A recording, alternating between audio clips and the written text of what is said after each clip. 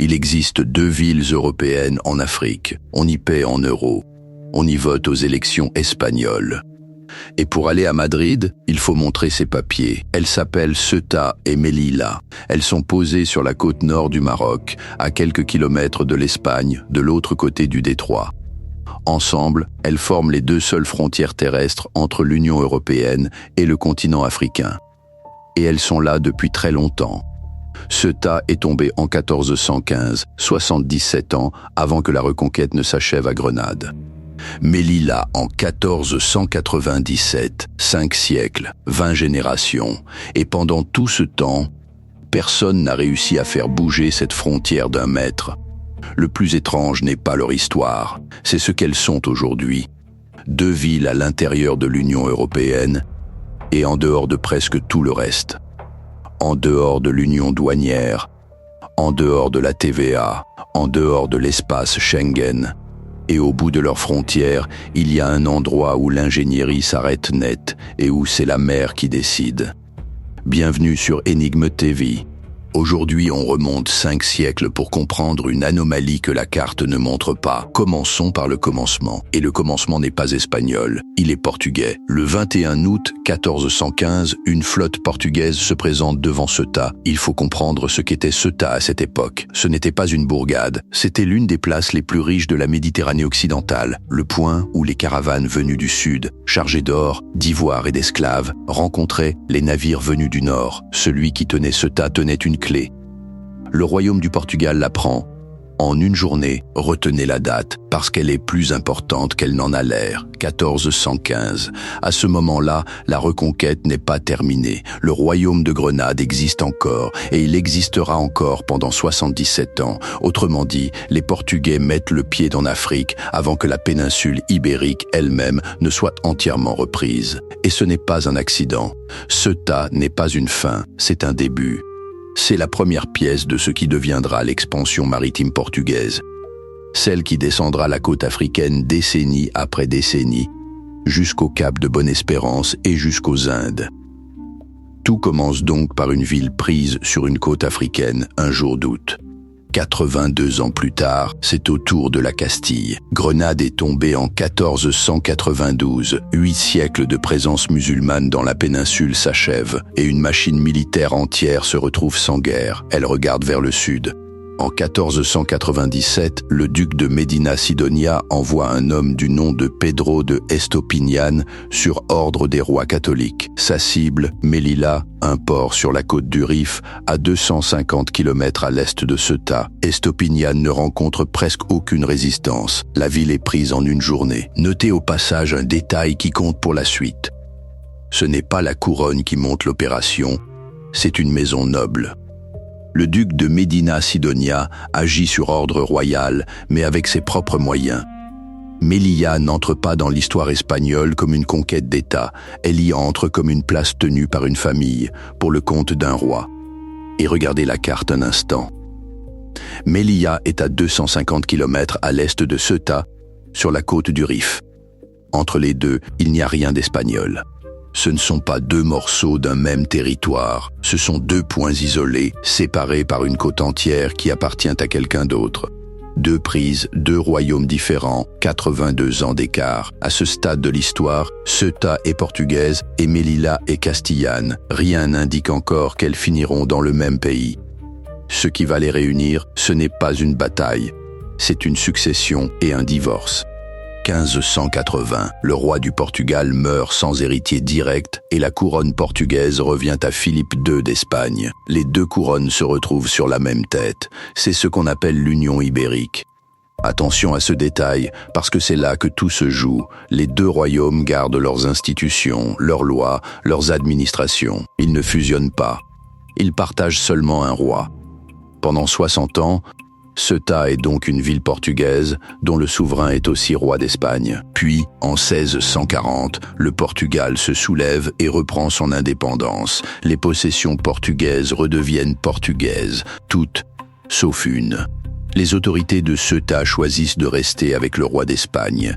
C'est un moment étrange. Une ville prise par le Portugal, peuplée depuis 2 siècles sous drapeau portugais, décide de ne pas suivre le Portugal. On peut y voir des raisons militaires. Ceuta est loin de Lisbonne et près des places espagnoles. On peut y voir des raisons économiques ou simplement le calcul d'une garnison isolée. Il faudra 28 ans pour que ce fait accompli devienne du droit. En 1668, le traité de Lisbonne reconnaît officiellement la souveraineté espagnole sur Ceuta. Et voilà comment une ville change de royaume sans changer d'habitants, sans bataille et sans bouger d'un centimètre. À partir de là, commencent 3 siècles de quelque chose qui ressemble beaucoup à un siège permanent. Ceuta et Melilla ne sont pas des colonies au sens habituel du mot. Ce ne sont pas des territoires vastes exploités pour leurs ressources. Ce sont des places fortes, des périmètres murés, tenus par des garnisons, ravitaillées par la mer et entourées d'un territoire qui ne leur appartient pas. Elles ne s'étendent pas, elles tiennent. Et il faut bien mesurer ce que ça veut dire, tenir pendant 300 ans. Ça veut dire des murailles, des bastions, des fossés. Ça veut dire une population dont une partie est toujours militaire. Ça veut dire dépendre de la mer pour manger, parce que la terre autour ne vous nourrit pas. Ceuta et Melilla ne grandissent pas vers l'intérieur, elles s'épaississent sur place. Puis arrive le XXe siècle, et avec lui la question qui aurait dû tout emporter, la décolonisation. Reprenons dans l'ordre, parce que c'est ici que se trouve la vraie réponse à la question de cette vidéo. Le 30 mars 1912, le traité de Fès établit un protectorat français sur le Maroc. Quelques mois plus tard, le 27 novembre de la même année, un traité franco-espagnol découpe la part de l'Espagne. Une bande au nord, le long de la Méditerranée et du détroit, plus une zone au sud, autour du Cap Juby. L'Espagne administre donc une grande partie du nord marocain pendant plus de 40 ans. Et puis tout s'arrête. Le 2 mars 1956, le Maroc devient indépendant de la France. Le 7 avril de la même année, la zone nord cesse d'être espagnole et rejoint le Maroc indépendant. Le protectorat disparaît. Ceuta et Melilla restent. Pourquoi? Pour une raison qui n'a rien de militaire et tout de juridique. Elles n'ont jamais fait partie du protectorat.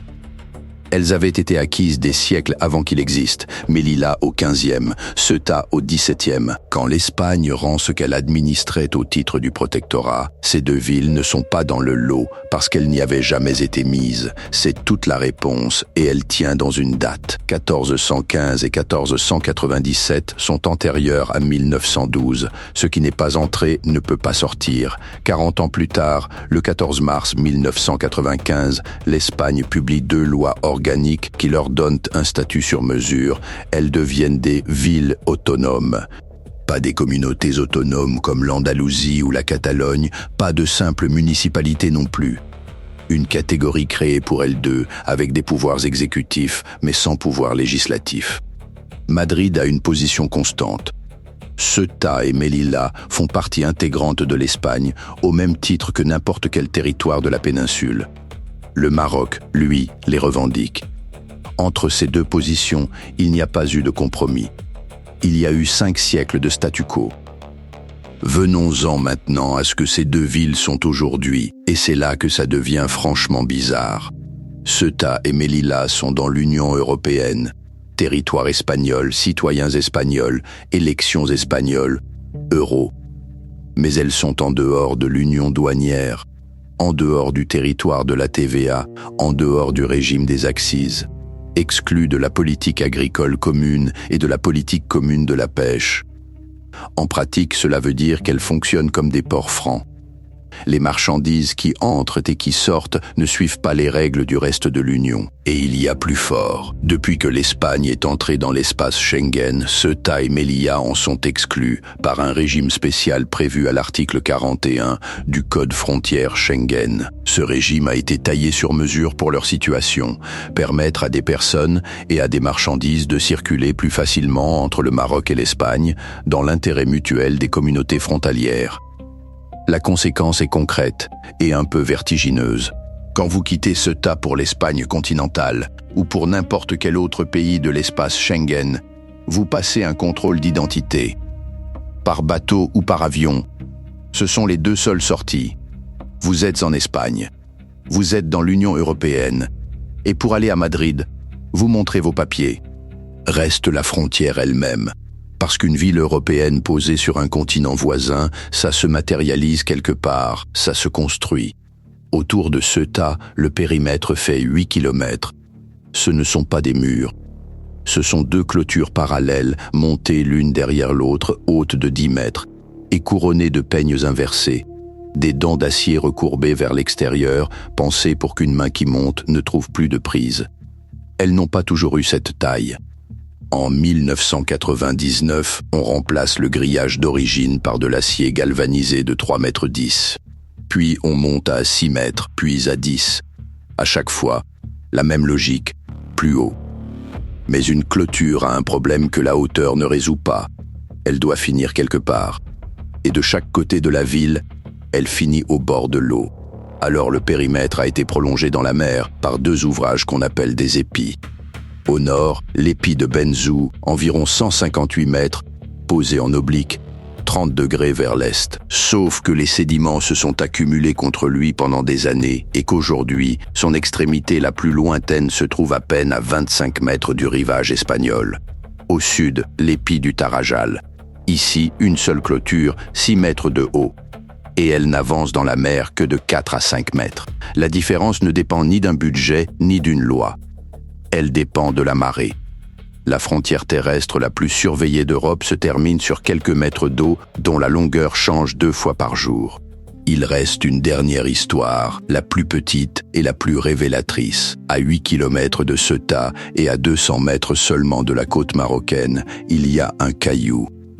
500 mètres de long, 300 de large, 14 hectares, 74 mètres de haut au point culminant, pas d'eau, pas d'arbres, personne. Les Espagnols l'appellent Pérégil, Persil. Les Marocains, Leila. L'Espagne y avait maintenu une petite garnison, un caporal et 4 soldats. Vers 1961, elle l'évacue.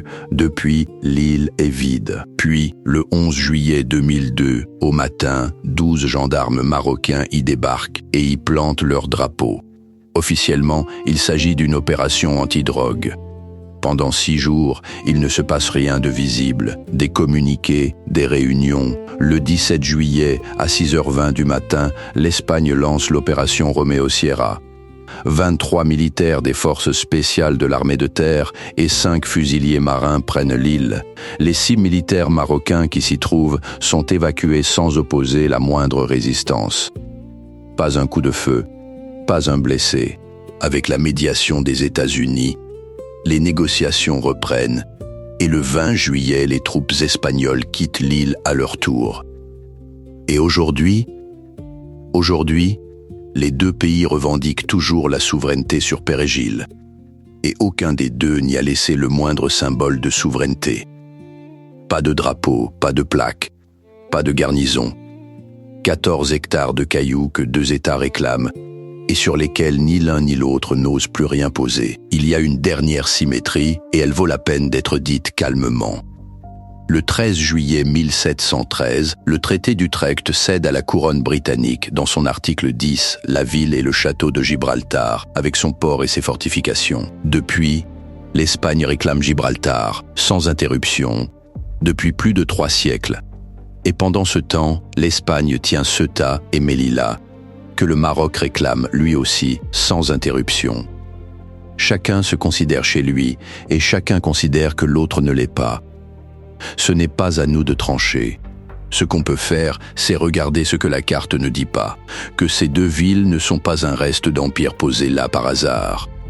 Elles sont plus anciennes que l'Espagne moderne, plus anciennes que le Maroc moderne, plus anciennes que la fin de la Reconquête.